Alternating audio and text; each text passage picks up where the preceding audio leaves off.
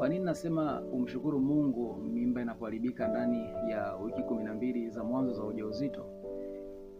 Ni kwa sababu ya kwamba mara nyingi sababu kubwa ya kuharibika kwa mimba ndani ya muda huu ni mpangilio mbovu wa kijenetikia au chromosomes disorders, na mara nyingi hupelekea kuzaliwa kwa kiumbe ambacho sicho cha kawaida. Lakini tuna jambo la kushukuru tu Mungu ni kwamba mimba nyingi huwa haziwezi zikasurvive ndani ya muda huo kama zina mpangilio mbovu wa chromosomes.